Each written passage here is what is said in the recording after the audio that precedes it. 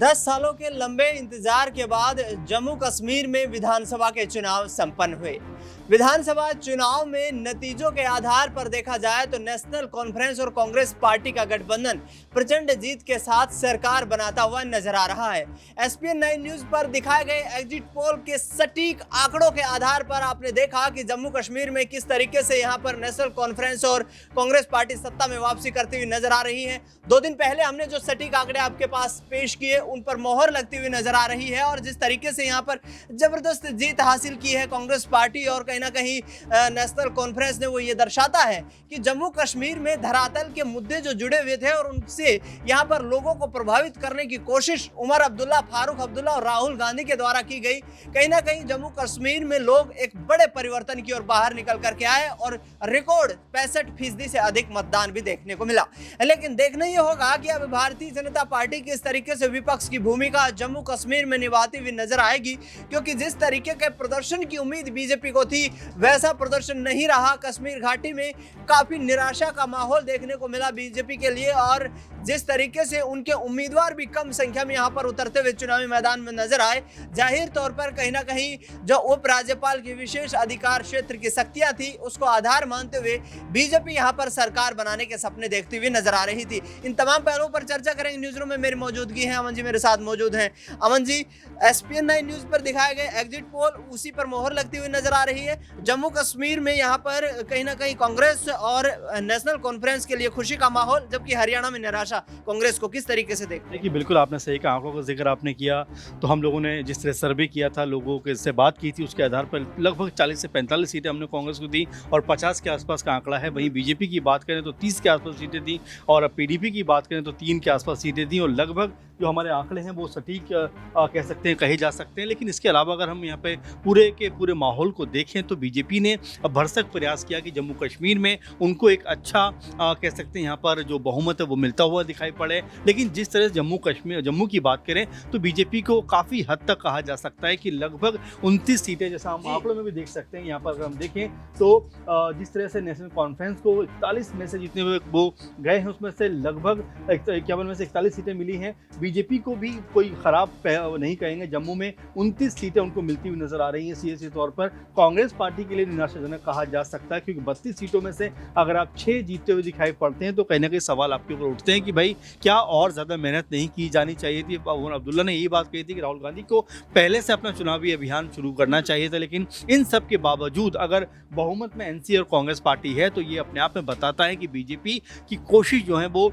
एक हद तक नाकाम रही है। लेकिन मजबूत विपक्ष यहाँ पर है, इससे भी हम इनकार नहीं कर सकते। बीजेपी के पास अगर 29-30 सीटें यहाँ पर हैं तो जम्मू कश्मीर में एक मजबूत विपक्ष हमें देखने को मिलेगा। लेकिन फिलहाल अगर जीत का सेहरा कहें तो एनसी कांग्रेस के सर पर बनता हुआ नजर आता है। फारूक अब्दुल्ला ने अनाउंसमेंट भी कर दिया है कि अब अगले मुख्यमंत्री, यानी कि अगर हम जम्मू कश्मीर की बात करें तो उसके मुख्यमंत्री अब उमर अब्दुल्ला होने वाले हैं। गुलाम नबी आजाद जिस तरीके से कांग्रेस पार्टी से अलग हुए, क्या जम्मू कश्मीर में यहाँ पर कांग्रेस पार्टी को उसका भी खामियाजा भुगतना पड़ रहा है? क्योंकि गुलाम नबी आजाद की पार्टी देखे तो कोई खास कमाल नहीं करती नजर आ रही है, लेकिन एक मजबूत चेहरा कांग्रेस पार्टी के लिए जो था जम्मू कश्मीर में, क्या वहां पर यहाँ चूक हुई गुलाम नबी आजाद के कांग्रेस पार्टी को छोड़ जाने? देखिए जाहिर बात है, गुलाम नबी आजाद बड़े नाम थे, बड़ा चेहरा थे, मुख्यमंत्री रह चुके थे जब पूरे का पूरा मेजोरिटी में थे। और ये होता है जब भी आप कोई बड़ा नेता आपका जाता है तो जाहिर बात है कि वोटों पे आपके प्रभाव पड़ता है और यही कुछ यहाँ पर होता हुआ नजर आया। क्योंकि कांग्रेस पार्टी का इंडिविजुअल हम परफॉर्मेंस की बात करें तो जिस तरह के आंकड़े निकल के सामने आने चाहिए थे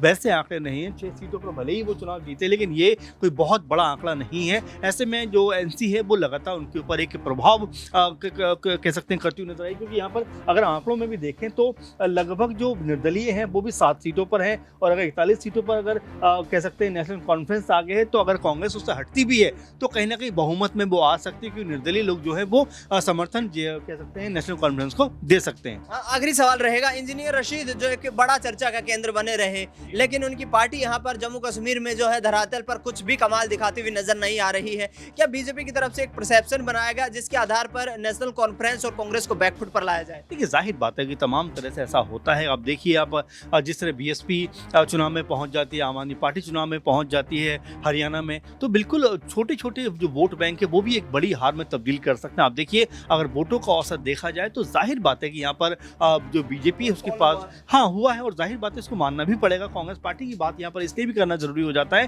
कि उनके जो स्टार प्रचारक हैं, कांग्रेस पार्टी के बड़े लीडर हैं राहुल गांधी, वो लगातार हर जगह यही कहते घूम रहे हैं कि भाई अब जिस तरह से भारत जुड़ा है तो भारत ने अब समझ लिया है कि बीजेपी को सत्ता से बाहर करना है। क्योंकि 2014 की बात करें तो पीडीपी के साथ बीजेपी सत्ता में थी, लेकिन इस बार बड़ा बदलाव हुआ। यहाँ पर एनसी, कांग्रेस पार्टी अगर एक साथ आए हैं तो जाहिर बात है कि लोगों को उम्मीदें बहुत ज्यादा हैं। 10 साल के बाद एक लोकतंत्र क्या कह सकते हो जीत हुई है, वो वहां पर होती हुई नजर आई है। अब इसमें लोगों को कितना लाभ हो पाता है, लोगों तक कितनी योजनाएं कांग्रेस पार्टी और एनसी की पहुंच पाती है, सरकार कितना बेहतर कर पाती है, ये आने वाले दिनों में सबसे महत्वपूर्ण प्रश्न बनकर उभरने वाला है। आगामी वक्त में अब सरकार किस तरीके से चलाई जाती है, महत्वपूर्ण प्रश्न है। नाज़रीन से जानने का प्रयास करेंगे कि फारूक अब्दुल्ला ने उमर अब्दुल्ला के नाम पर चीफ मिनिस्टर को लेकर के मोहर लगा दी है। यहाँ पर क्या कांग्रेस पार्टी इसको स्वीकार करती हुई नजर आएगी? क्योंकि कांग्रेस पार्टी कोई बहुत बड़े कमाल को नहीं कर पाई है जम्मू कश्मीर के विधानसभा चुनाव में, और नेशनल कॉन्फ्रेंस को क्या पुरजोर यहाँ पर समर्थन देकर सरकार को चलाती हुई नजर आएगी?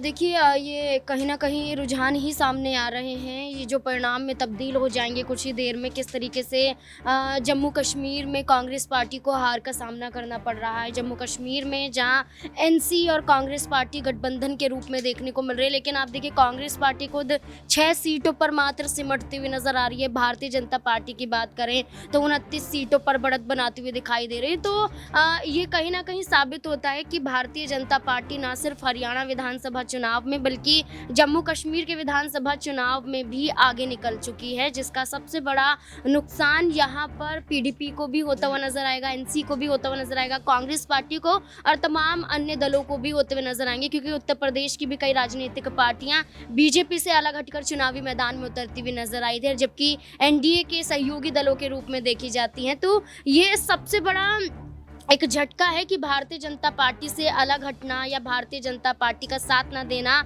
एक नुकसानदायक हो सकता है। महबूबा मुफ्ती की बात करें, वो बीजेपी से किस तरीके से अलग हुई थी और बीजेपी के साथ आने को लेकर इनकार करती हुई नजर आई थी। अब ये भी हो सकता है कि खुद पीडीपी बीजेपी के साथ हाथ मिलाती हुई नजर आए। एनसी का गठबंधन कांग्रेस पार्टी के साथ है, एनसी भी कांग्रेस पार्टी से अलग हटती हुई नजर आए। तो जम्मू कश्मीर में बहुत कुछ बदल सकता है, जिसका खामियाजा कांग्रेस पार्टी को भुगतना पड़ सकता है। जम्मू कश्मीर में कांग्रेस पार्टी को खामियाजा तो भुगतना पड़ रहा है, क्योंकि 32 विधानसभा सीटों पर चुनावी मैदान में उम्मीदवारों को उतारा गया था, लेकिन 6 ही उम्मीदवार यहां से चुनाव जीतते हुए नजर आ रहे हैं। फिर भी कांग्रेस पार्टी गठबंधन के साथ सरकार बनाती हुई नजर आ रही है। अब देखना ये होगा कि हरियाणा में जो हालत यहां पर कांग्रेस पार्टी की खराब दिखाई दे रही है, उसकी भरपाई किस तरीके से की जाएगी। फिलहाल न्यूज़ रूम से इस खास कार्यक्रम में इतना ही। देश दुनिया की तमाम बड़ी खबरों के लिए आप देखते रहिए SPN 9 न्यूज़।